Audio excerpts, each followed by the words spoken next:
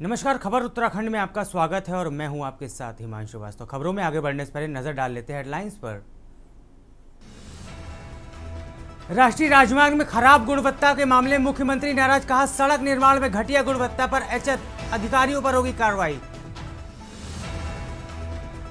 Uttarakhand STF संघ मिलकर police ने प्रदेश में नकल माफिया गिरोह का किया भंडाफोड़, हाकम सिंह साथी संघ गिरफ्तार।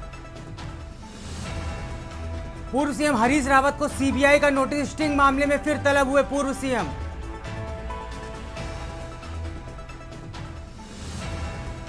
उत्तराखंड आपदा पर गृह मंत्री अमित शाह ने सीएम धामी से की बात, हर संभव मदद का दिया आश्वासन।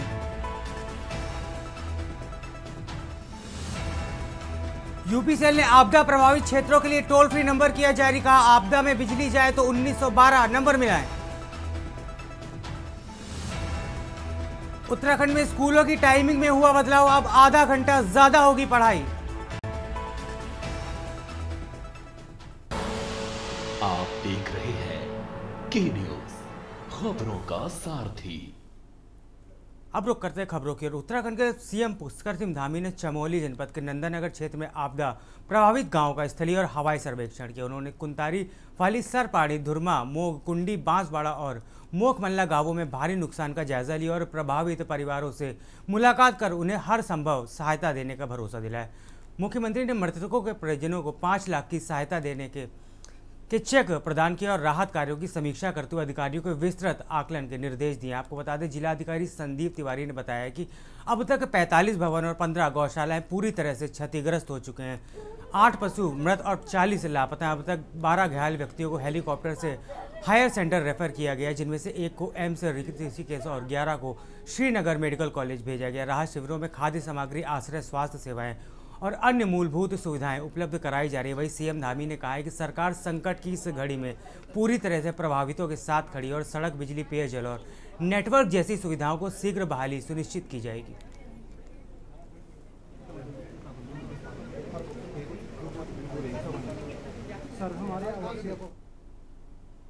खबर देहरादून से, जहां सीबीआई का नोटिस प्राप्त होने के बाद पूर्व सीएम हरीश रावत के द्वारा दिए गए बयान पर भाजपा सांसद नरेश बंसल ने दावा किया कि पूर्व सीएम को नोटिस का जवाब देना होगा। सांसद ने कहा है कि अगर हरीश रावत सरकार के कार्यकाल में कहीं कोई गड़बड़ी नहीं हुई है तो उन्हें स्पष्टता से जांच एजेंसी का जवाब देना चाहिए। उन्होंने कहा है कि हरीश रावत वरिष्ठ नेता और पूर्व मुख्यमंत्री, इसके बावजूद चुनाव में 1.5 साल बाकी रहते हुए नोटिस को चुनाव को जोड़कर जनता को भ्रमित करना चाहते हैं। भाजपा नेतृत्व वाली सरकार चुनाव में 1.5 साल बाकी रहते कानून और विकास पर फोकस कर रही है, जिसके बदौलत आगे फिर सत्ता में लौटना संभव होगा। इसलिए हरीश रावत को मामले का राजनीतिकरण करना शोभा नहीं देता। बता दें, हरीश रावत ने कहा था कि भाजपा राज में चुनाव निकट आते ही नोटिस प्राप्त होना आम बात है।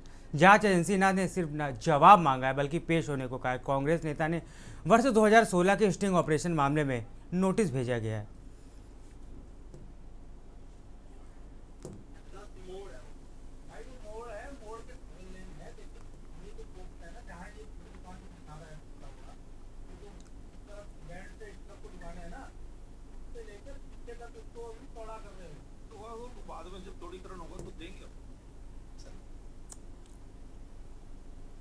लेकिन वो अपनी एकजुटता बनाए रखते हैं, अपनी मांग बनाए रखते हैं।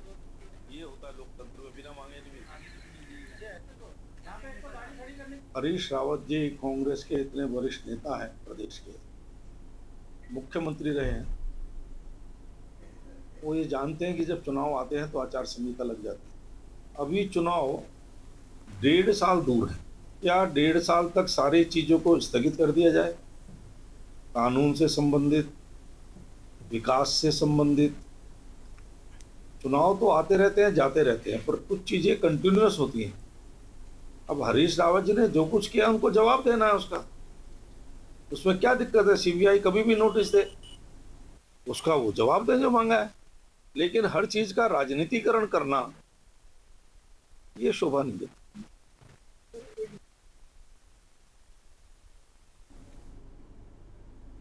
खबर लक्सर से, जहां गोरखपुर गोंडा रेलखंड में नॉन इंटरलॉकिंग कार के चलते 23 से 26 सितंबर तक 4 दिन का ब्लॉक लिया गया। इस दौरान लश्कर से गुजरने वाली 5 प्रमुख ट्रेनें दोनों दिशाओं में रद्द कर दी गई, जिससे यात्रियों को अगले सप्ताह रेल यात्रा में दिक्कतों का सामना करना पड़ेगा। मुरादाबाद रेल मंडल से सीनियर डीसीएम आदित्य गुप्ता ने बताया कि थर्ड रेल लाइन पर भी प्री एनआई और एनआई कार्य किया जा रहा है, जिसके चलते अमरनाथ एक्सप्रेस, राप्ती गंगा एक्सप्रेस, जनसेवा एक्सप्रेस समेत कई ट्रेनें डाइवर्ट की गई। कुछ ट्रेनें 3 से 4 घंटे देरी से चलेंगी।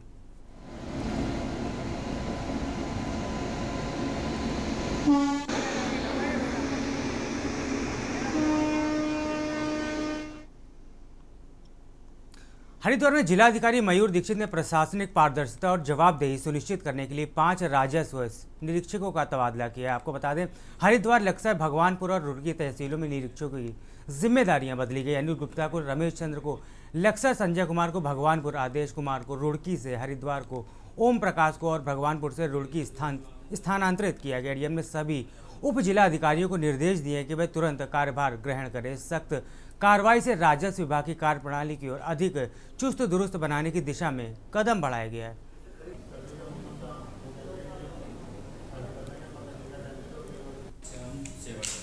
उसमें जो अनाथ बच्चे होते हैं, जो शिक्षित बच्चे हैं, जो फीस नहीं भर पाते हैं, तो उनकी हमारी टीम है सर। बहुत बढ़िया आएंगे आपसे मिलने के लिए।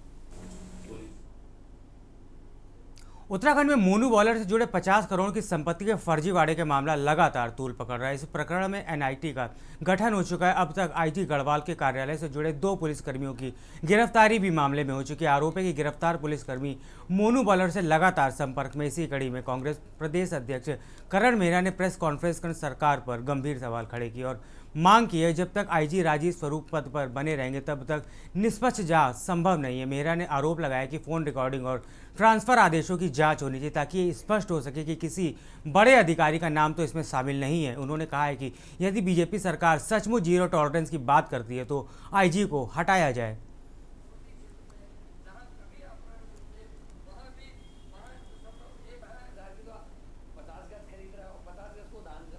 लेकिन जो सबसे महत्वपूर्ण विषय है, मैंने आज आईजी गढ़वाल को पद से हटाए जाने की मांग सरकार से की है।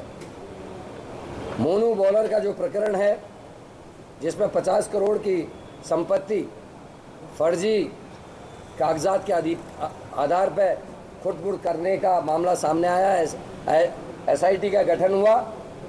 मोनू बॉलर के साथ साथ आईजी स्वरूप जी के दफ्तर से संबंध रखने वाले 2 पुलिसकर्मी भी गिरफ्तार हुए हैं और ये 2 पुलिसकर्मी एक बड़े अधिकारी के आदेश पर पिथौरागढ़ से यहाँ संबद्ध किए गए और उन पुलिसकर्मियों के द्वारा रोज 4 से 5 बार मोनू बॉलर से बातचीत होते हुए पाई गई है। हल्द्वानी का चर्चित कशिश हत्याकांड एक बार फिर सुर्खियों में। साल 2014 में हुई इस निर्मम वारदात में निचली अदालत ने हाईकोर्ट ने मुख्य आरोपी को मृत्युदंड की सजा सुनाई थी, लेकिन हाल ही में सुप्रीम कोर्ट से आरोपी बरी कर दिया गया। इस फैसले पर अब उत्तराखंड की धामी सरकार ने सख्त रुख अपनाते हुए केस को दोबारा खोलने का ऐलान किया है। हल्द्वानी के शीशमहल क्षेत्र में 13 वर्षीय मासूम कशिश की हत्या ने पूरे प्रदेश को झकझोर के रख दिया था। न्याय की लंबी लड़ाई के बाद परिवार और समाज को राहत तब मिली जब निचली अदालत ने फिर हाईकोर्ट के आरोपी को मृत्युदंड की सजा सुनाई, लेकिन हाल ही में सुप्रीम कोर्ट से आरोपी को राहत मिल गया, उसे बरी कर दिया गया। सरकार का कहना है कि मासूम को न्याय दिलाने में कोई भी कसर नहीं छोड़ी जाएगी। सरकार के इस ऐलान से कशिश के परिजनों और स्थानीय लोगों में एक बार फिर से न्याय की उम्मीद जागी है।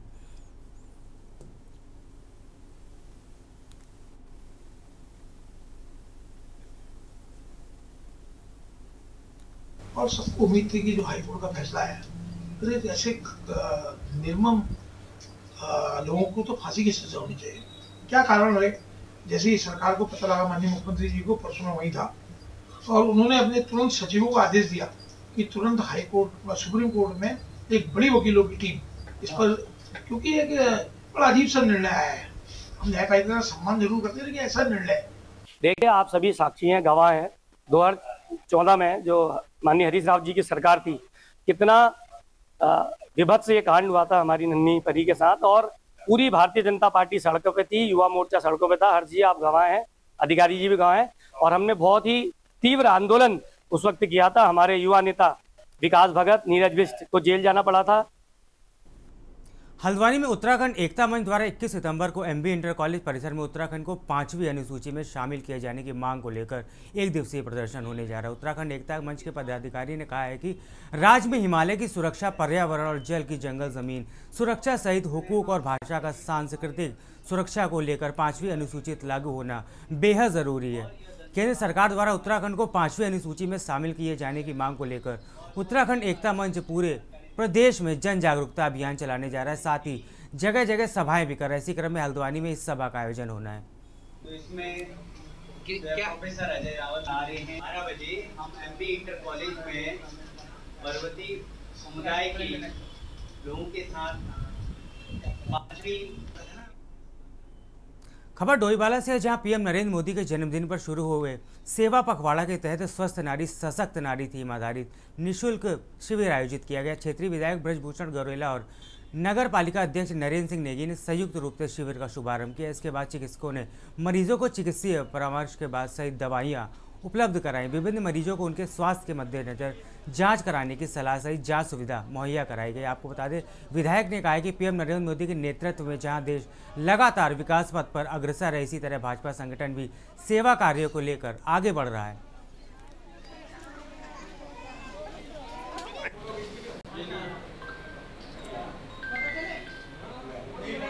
क्षेत्र के जितने भी लोग हैं यहाँ पर बढ़ चढ़ का हिस्सा ले रहे हैं और इसमें अच्छे मित्र जो हमारे हैं, आज यहाँ पर हमारे स्वयं मेरे द्वारा पहले भी काफ़ी अच्छे मित्र गोद दिए गए थे। अब हम लोगों ने पुनः हमने उसमें आज हम मेरे द्वारा हो, हमारे माननीय चेयरमैन साहब नगर पालिका के द्वारा हो, अन्य कई प्रमुख लोगों ने अच्छे मित्रों को उसमें लिया है। तो उनको जो भी उनको स्वास्थ्य के लिए जो उनके लिए डाइट का होता है, ठीक होता है, सब हमको के द्वारा दिया जाएगा। साथ में अभी यहाँ पर ब्लड डोनेशन का भी कार्यक्रम यहाँ पर रखा गया है। इसमें हिमालय इंस्टीट्यूट जौलीग्रांट अस्पताल का भी बड़ा सहयोग है और यहाँ नर्सिंग स्टाफ है, फार्मेसी स्टाफ है, तो सब लोग इसमें सहयोग कर रहे हैं। एक स्पेशलिस्ट विशेष चिकित्सा शिविर लगाया जा रहा है। प्रधानमंत्री नरेंद्र मोदी जी के दिशा निर्देशों के क्रम में एक स्वस्थ नारी, स्वस्थ परिवार के को ध्यान में रखते हुए सारे नेशनल हेल्थ मिशन के प्रोग्राम को लेते हुए एक पूर्ण समेकित किस्म का एक हेल्थ कैंप लगाया जा रहा है। इसमें सारे स्पेशलिस्ट मौजूद हैं। हमारे जौलीग्रांट के डॉक्टर्स भी यहाँ पे आए हैं। हमारे खुद के जो स्पेशलिस्ट हैं वो भी यहाँ पे मौजूद हैं और सब मुफ्त जो जांचें हैं, सारा ट्रीटमेंट है वो निःशुल्क है। टीबी की जांच निःशुल्क है। हमारे सारे स्पेशलिस्ट जो हैं यहाँ पे मौजूद हैं। सुबह 8 बजे से आप भीड़ देख सकते हैं। बहुत ही ज्यादा मात्रा में पेशेंट इसका फायदा उठा रहे हैं। डोईवाला के लच्छीवाला स्थित मणिमाई मंदिर के आसपास शनिवार को स्वच्छता ही सेवा ही संदेश को आगे बढ़ाते हुए विशेष सफाई अभियान चलाया गया। इस अभियान में मेरा युवा भारत देहरादून के स्वयंसेवक और CIMS संस्थान के छात्र छात्राओं ने उत्साहपूर्वक भाग लिया। आपको बता दें, स्वच्छता पखवाड़ा के तहत 17 से 2 अक्टूबर तक देश भर में सार्वजनिक स्थलों पर सफाई अभियान चलाया जा रहा है। इसी क्रम में मंदिर परिसर की सफाई कर स्थानीय लोगों को स्वच्छता का संदेश दिया गया। कार्यक्रम एवं खेल मंत्रालय से जुड़े परवेश सिंह ने बताया कि अभियान का उद्देश्य केवल सफाई नहीं है बल्कि समाज को जागरूक करना भी। अभियान को लेकर स्थानीय लोगों में सकारात्मक प्रक्रिया देखने को मिली।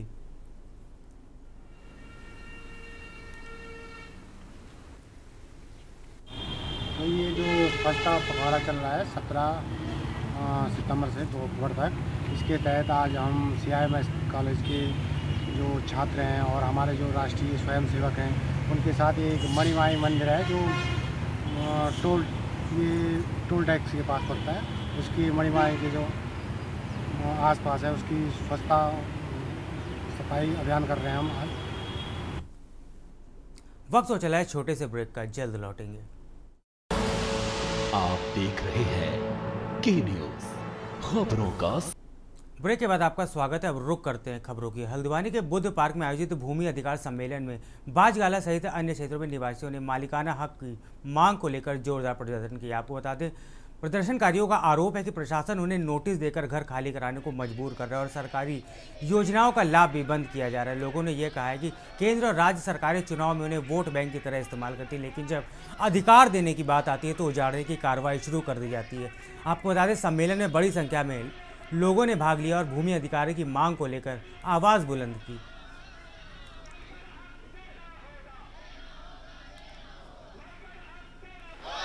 चालक का आंदोलन चल रहा है 33 दिन, आज 34वां दिन है। 33 दिन तक लोगों ने गांव में चलाया इस उम्मीद में कि प्रशासन की तरफ से, सरकार की तरफ से कोई नुमाइंदा आएगा, कोई प्रतिनिधि आएगा, बात करेगा। लेकिन जब 33 दिन तक नहीं हुआ तो हल्द्वानी में लाने को मजबूर होना पड़ा है। पहले भी हम लोग यहाँ आए थे, चेतावनी हम लोगों ने दी थी, लेकिन उसके बाद भी सरकार की क्यों नहीं रहे। हम तो कह रहे हैं कि जिस तरह से दमोह डुंगा के लिए घोषणा की गई है। हम बाग जिले से आए हैं। हमारे बाग जिले में क्या कहते हैं, बाग जिले में नोटिस बढ़ गए थे पर के साल दिवाली के दिन, उससे पहले भी बटे, उसके दिवाली के दिन तो बढ़ गए थे, लक्ष्मी पूजा के दिन। तब तो हम इतने परेशान थे तो हमने बहुत वो करा। तो उसके बाद हमको भारतीय किसान सभा मिला, मतलब बुलाया हमने अपने गांव में, तो इन्होंने हमको सहयोग दिया। सबसे पहले तो जो हमारी समस्या है वो तो नोटिस के उसमें थी, और दूसरा ये भी था कि सर ग्राम पंचायत जो चुनाव होते हैं उस पर हम लोगों को बेदखल कर दिया गया। हमें वहाँ पर नोटिस दिए जा रहे थे बार बार कि तुम यहाँ पर अवैध रूप से निर्माण कार्य को अवैध रूप से रह रहे हैं। तो उसी सिलसिले पर हम लोगों ने अपना जो है गांव पर ही हमने जो हमारा सेंटर पॉइंट है हमारे गांव का, वहाँ पर हम लोगों ने पिछले 34 दिन से लगातार धरना दिया हुआ है। विकासनगर की शहीद भगत सिंह वेलफेयर सोसाइटी ने राष्ट्रपति को पत्र लिखकर श्री नानकाना साहिब यात्रा की अनुमति मांगी। तहसील प्रशासन के माध्यम से भेजे गए इस पत्र में सोसाइटी ने यात्रा पर रोक लगाए जाने की पर नाराजगी जताई है। सोसाइटी का कहना है कि नानकाना साहिब सिख धर्म के संस्थापक श्री गुरु नानक देव की जन्मस्थली और उनकी 550वीं प्रकाश पर्व पर श्रद्धालु वहां जाकर श्रद्धांजलि अर्पित करना चाहते हैं। इस वर्ष की तरह इस बार भी यात्रा की अनुमति और आवश्यक सुविधाएं देने की मांग की गई। सोसाइटी ने सरकार से तत्काल अनुमति देने की अपील की ताकि श्रद्धालु समय पर यात्रा कर सके और इस पावन अवसर पर श्रद्धा के साथ मना सके।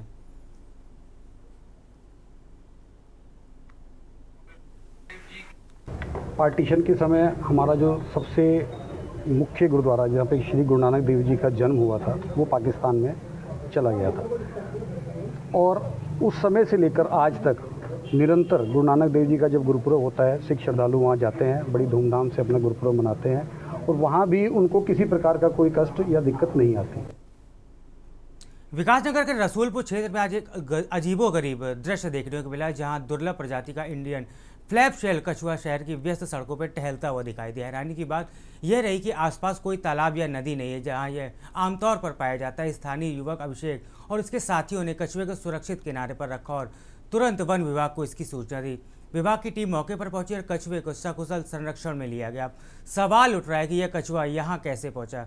क्या यह प्राकृतिक रूप से भटक कर आया था या वन्य जीव तस्करी इसमें हिस्सा था जिसे डर के कारण रास्ते में छोड़ दिया गया? मामला जांच के दायरे में है।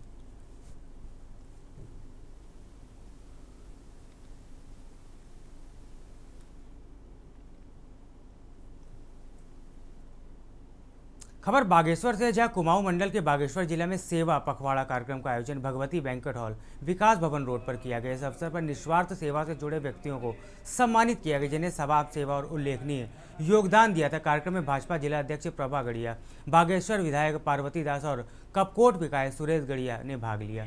सभी नेताओं ने गाँव-गाँव तक विकास पहुँचाने का संकल्प लिया और प्रधानमंत्री नरेंद्र मोदी की जनहितकारी योजनाओं को अंतिम व्यक्ति तक पहुँचाने की प्रतिबद्धता जताई। विधायक सुरेश गढ़िया ने कहा कि सेवा पखवाड़ा का उद्देश्य जन कल्याणकारी योजनाओं को स्थानीय स्तर पर प्रभावी रूप से लागू करना है ताकि हर नागरिक को इसका लाभ मिल सके।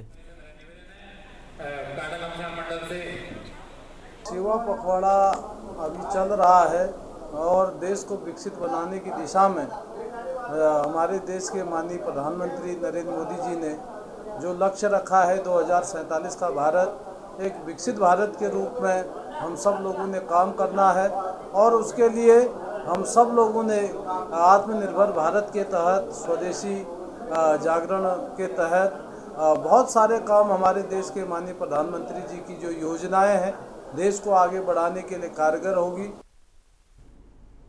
देहरादून पुलिस ने महिला और बाल अपराधों के प्रति संवेदनशीलता दिखाते हुए कोतवाली रायपुर क्षेत्र से गायब हुई नाबालिग लड़की को सकुशल बरामद कर लिया है। परिजनों द्वारा 17 अगस्त को दर्ज कराई गई गुमशुदगी की रिपोर्ट के बाद पुलिस ने इलेक्ट्रॉनिक सर्विलांस की मदद से 19 सितंबर को आरोपी शुभम को बस्ती से गिरफ्तार किया। गिरफ्तारी के समय नाबालिग लड़की भी आरोपी के साथ मिली। आपको बता दें, शुभम प्रेमनगर का निवासी पीड़िता के बयान के आधार पर मुकदमे में पॉस्को एक्ट की धाराएं भी जोड़ी गई। इस कार्रवाई में उप निरीक्षक जैनिन सिंह राणा, महिला उप निरीक्षक सुषमा रजवाड़ और पुलिस टीम की अहम भूमिका रही।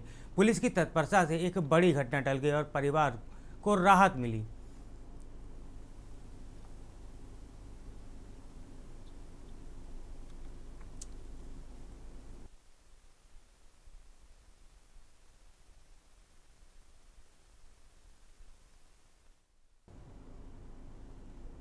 लश्कर गन्ना विधायक समिति में लिपिक महक सिंह और उप सभापति सर्वेश के पति पवन सोनी के बाद हुए विवाद बाद महक सिंह को ज्वालापुर समिति में अटैच कर दिया गया। इस फैसले से भारतीय किसान संघ के पदाधिकारी और कार्यकर्ता नाराज है। कर्मचारी के समर्थन में समिति के सचिव सूरज भान और गन्ना काउंसिल के ज्येष्ठ गन्ना निरीक्षक को कार्यालय से बंधक बना ली गई। साथ ही समिति कार्यालय के बाहर धरना प्रदर्शन शुरू कर दिया। मामला तूल पकड़ चुका है और प्रशासनिक हस्तक्षेप की मांग की जा रही। किसान संगठन का कहना है कि कर्मचारी के साथ अन्याय हुआ है और तथ्यों की जांच के बाद ही कोई निर्णय लिया जाना चाहिए।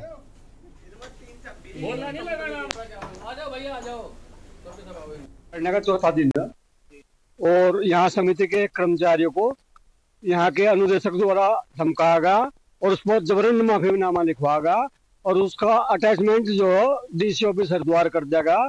हमारी मांग ये है कि ऐसा किसी को परेशान ना किया जाए नाजायज, और जो किसी का ऐसा अटैचमेंट है वो वापस हो। ये सेक्रेटरी है आनाकानी कर रहे थे, कई दिन से बात नहीं कर रहे थे अधिकारियों से, इसलिए इन्हें बंद कर दिया। खबर उत्तराखंड में फिलहाल इतना ही। आप बने रही के न्यूज इंडिया के साथ। नमस्कार।